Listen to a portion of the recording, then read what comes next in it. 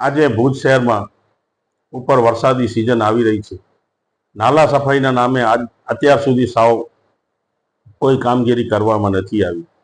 અમે જ્યારે ચીફ ઓફિસરને રજૂઆત કરી તો ચીફ ઓફિસર સાહેબે આચારસંહિતાનું બહાનું બતાવવામાં આવ્યું. તેમણે કીધું કે આ જરૂરી વસ્તુ છે અને ભુજ શહેરની પ્રજા દુઃખી ન થાય એના માટે નાલા સફાઈ અવશ્ય કરાવવી પડે એવી પરિસ્થિતિ છે. એક બાજુ ગટરોના પાણી હમીસરની બંને આવોમાં તમે જોઈ શકો છો, ગમે ત્યારે એમાં ગટરની ચેમ્બરો, એમાં નાલાઓ પણ એમાં છે અને વારંવાર એમાં ગટરોના પાણી હરિપરથી કરી અને ઠેઠ રઘુવંશી નગર સુધીના નાલામાં ગટરના પાણી તમને નજરે જોવા મળશે. આ પાણીનો નિરાકરણ કરી અને હમીસરમાં સારું પાણી આવે એવી અમારી માંગ હતી. આ પાણી કાઢી અને તાત્કાલિક આ નાલા સફાઈ કરાવવામાં આવે, જેથી કરી આ તમે આચારસંહિતાનો બહાનો આપો છો, આમાં આચારસંહિતા લાગુ નથી પડતી. આ ભુજ શહેરની પ્રજા માટેનો એક સારી કામગીરી છે, જેથી સ્વચ્છ અને સારું પાણી હમીસરમાં આવી શકે.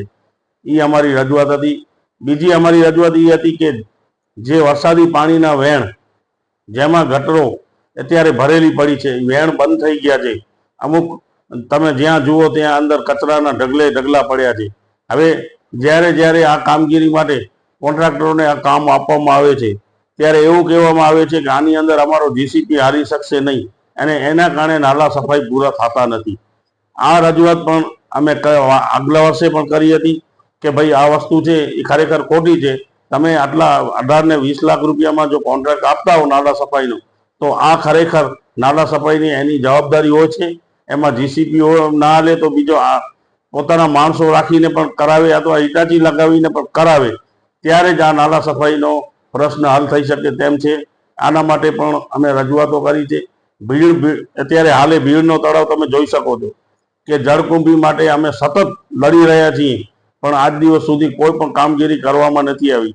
અમને વર્ક ઓર્ડર બતાવવામાં આવ્યો કે આ કોન્ટ્રાક્ટ અમે આપી દીધું છે જળકુંભી માટેનો અને વહેલી તકે કામ ચાલુ કરવામાં આવશે, અમે વર્ક ઓર્ડર પણ આપી દીધું છે, પણ આજ દિવસ સુધી આ કામગીરી પણ નથી કરાવવામાં આવી અને આ પાણી પણ પાછો ગટરથી જ ઉભરાય એવી પરિસ્થિતિ તમે નજરે પણ ભુજ શહેરની પ્રજા પણ જોઈ રહી છે.